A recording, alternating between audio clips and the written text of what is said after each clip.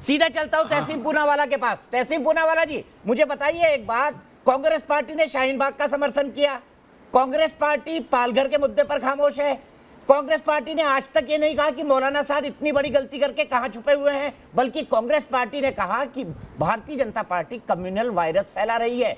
बताइए, communal virus Zafarul इस्लाम ने फैलाया या भारतीय जनता पार्टी ने फैलाया? तहसीन पूनावाला जी, और कैटेगोरिकल बताइए, संतों की मॉब लिंचिंग के मामले में आपकी पार्टी खामोश क्यों है? सर, आपने 3 सवाल पूछे, तीनों का जवाब मैं दे दूंगा। सबसे पहले जफरुल इस्लाम का सवाल, उपराज्यपाल सिर्फ और सिर्फ अमित शाह जी की बात सुनते, होम मिनिस्ट्री की बात सुनना ही पड़ता उनको। उपराज्यपाल जी ने अभी तक उनको सस्पेंड क्यों नहीं किया? उपराज्यपाल जी उनको सस्पेंड करे और दिल्ली पुलिस अमित शाह जी के नीचे उनको अरेस्ट करे। दिक्कत क्या है? कोर्ट जाने की भी दिक्कत क्या थी? ये तो सेल्फ सर्विंग एफआईआर होता है, सेडिशन का केस पुलिस खुद संज्ञान ले सकती, लेकिन अमित शाह जी ने संज्ञान नहीं लिया। क्यों नहीं लिया संज्ञान? अमित शाह जी ने इसलिए संज्ञान नहीं लिया ताकि न्यूज चैनल्स पर आप कोविड डिस्कस ना करो, हिंदू मुसलमान डिस्कस करें। ठीक उसी तरह जैसे अमित शाह जी ने मौलाना साहब को परमिशन दी, उद्धव ठाकरे ने नहीं दिया, अमित शाह जी की पुलिस ने दी और अजीत डोभाल साहब ने उनको भगाया। अब तीसरी बात, पालघर की मॉब लिंचिंग का सिंपल सॉल्यूशन है, आज अभी इसी वक्त जो मॉब लिंचिंग का कानून कांग्रेस के राज्यों ने बनाया, आदेश के राष्ट्रपति से साइन करे। सुप्रीम कोर्ट का आदेश है, सुप्रीम कोर्ट की हम सब इज्जत करते हैं, वानी यास्मीन मेरी वकील थी, हम इज्जत करते हैं, करिए साइन आप उसको। अमित शाह ने जी ने कहा हम सुप्रीम कोर्ट की बात नहीं सुनेंगे, हम कानून नहीं बनाएंगे। क्यों नहीं बनाएंगे? बनाए मॉब लिंचिंग पे कानून। आपको नहीं बनाना है क्योंकि बीजेपी के लोग मॉब लिंचिंग में इन्वॉल्व है। ठीक है, चलिए, वहां पर एनसीपी के लोग थे, कई सारे आपके कॉमरेड मित्र थे, वहां पे कट्टरपंथ और वामपंथ और कन्वर्जन का कॉकटेल है, मैं आपको बता दूंगा वो रिपोर्ट पूरी। लेकिन डॉक्टर संबित पात्रा, सवाल यहां पर यह उठता है कि जब सीधे जवाब नहीं है तो दूसरे पर आरोप लगा दो, 4 उंगलियां अपनी तरफ नहीं उठती है क्या तहसीन पूनावाला की?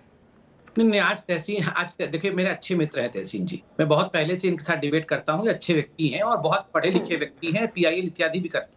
इसलिए आज आप देखिए, ये ना तो मौलाना साद को डिफेंड कर रहे हैं और ना ही जफरुल इस्लाम खान जी को डिफेंड कर रहे हैं, बल्कि इन्होंने डिमांड रखी है, 2 डिमांड रखी है। पहली डिमांड है कि साद साहब के माथे के ऊपर डंडे पड़ने चाहिए, क्यों नहीं डंडे पड़े हैं। दूसरा डिमांड है कि जफरुल इस्लाम खान साहब को अभी तक घसीट करके पुलिस सलाखों के पीछे क्यों नहीं डाली है। दोनों डिमांड जायज है। देखिए, हम डेमोक्रेटिक कंट्री में हैं, डिक्टेटोरियल कंट्री में नहीं है, इसलिए हम जानते हैं कि संविधान का उल्लंघन हुआ है। पहले केस हो रहा है, पहले हमने कंप्लेंट लिखाई है, कंप्लेंट लिखाने के बाद जो पूरा प्रोसीजर होता है, कोर्ट में जाना, उसमें रिप्रिमांड करना, एक सो कॉज नोटिस देना। आप देखिए, लेफ्टिनेंट गवर्नर ने भी पहले सो कॉज नोटिस दिया है ताकि जफरुल इस्लाम साहब अपना भी जवाब दे सके। हम ये कांग्रेस की इमरजेंसी की पीरियड में नहीं रहते हैं कि किसी को उठा के सर के ऊपर लेके जेल के पीछे डाल ले, मगर देखिए इतना जरूर होगा, क्योंकि आप कानून को समझते हैं तहसीन भाई, दोनों के माथे पे आपने कहा कि डंडे पड़ने चाहिए और घसीट के लेना चाहिए। हम घसीट के तो नहीं लेंगे किसी को, मारामारी भी नहीं करेंगे, मगर सलाखों के पीछे जरूर जाएंगे। ठीक, मौलाना कादरी, सवाल यहां पर यह उठता है कि क्यों यह सोच पनप रही है देश के अंदर, क्यों एक नैरेटिव बनाया जा रहा है कि मुसलमान तो परेशान हैं, प्रताड़ित हैं, पीड़ित हैं? क्यों? क्या आपको लगता है कि भारत में मुसलमान प्रताड़ित हैं? पहली बात तो यह है कि भारत में मुसलमानों के ऊपर जुल्म हुआ, ये कोई नई बात नहीं है, हो रहा है जुल्म। लेकिन मैं इससे पहले आप पर हुआ क्या ये बोलने के बाद? रहा सवाल कि हमको किसी और जगह जाकर अपनी विपदा नहीं सुनाना चाहिए, इसके पक्ष में मैं, हमारे अपने देश का संविधान है, हमारे अपने लोअर कोर्ट है, हमारे अपने हायर कोर्ट है, हमारा अपना सुप्रीम कोर्ट है। हम सारे साथ जो कुछ भी नाइंसाफी हो रही है, हमारे संविधान के साथ हम रहते हुए जमहूरी अंदाज में हमको ये नाइंसाफियों का मुकाबला। अच्छा, मौलाना कादरी साहब, आज खुलासा कर दीजिए कि आपके साथ क्या नाइंसाफी हुई है?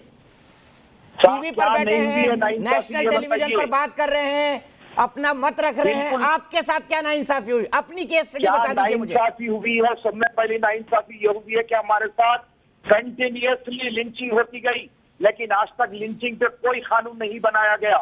हमारा जो हक एक भारतीय के हिसाब से हमें देना चाहिए, वो हमें हक नहीं दिया गया। बेवजह हमारे खिलाफ शिराज भाई मेरे साथ है, ठीक है,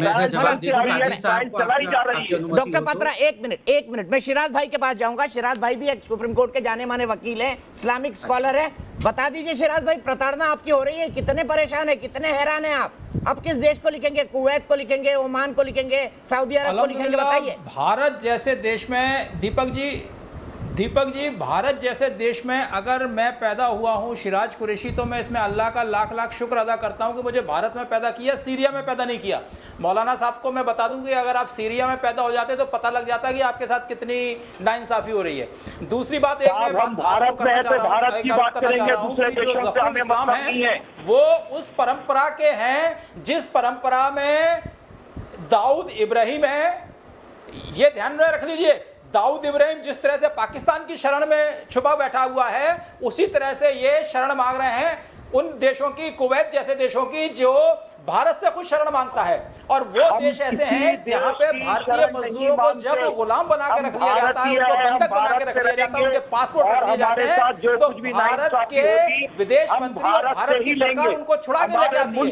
जफरुल इस्लाम साहब ये कहना भूल गए, मौलाना कादरी थोड़ा शिराज भाई को बात कहने दीजिए। कुवैत का वीजा चाहिए, इतने बड़े संवैधानिक पद पर बैठते हुए इतनी गैर जिम्मेदाराना बात की है। मैं तो कहता हूं कि इनके ऊपर वही धाराएं और वही सेक्शंस लगाना चाहिए जो कि दाऊद इब्राहिम के ऊपर लगे थे। क्यों? क्योंकि जफरुल इस्लाम एक कॉन्स्टिट्यूशन पोस्ट पे बैठे हुए व्यक्ति हैं और उनको लाखों मुसलमान फॉलो करते हैं। आप देखिए कि ट्रेंड देखिए, आप जब आप मीडिया में देखेंगे कि जफरुल इस्लाम के बयान के बाद मुसलमान युवाओं में कितना ज्यादा आक्रोश आ गया और उनको ऐसा लगने लगा कि मुस्लिम्स का परसिक्यूशन हो रहा है। और ये मैं बड़े खोल के बात बता दूं कि भारत जैसा मुल्क, हिंदुस्तान जैसा मुल्क पूरे दुनिया में नहीं है जहां पे सबसे सुखी मुसलमान भारत में है। ये बड़े खुल के मैं आपको बताना चाह रहा हूं मौलाना साहब, इसको आप बड़े गौर से आप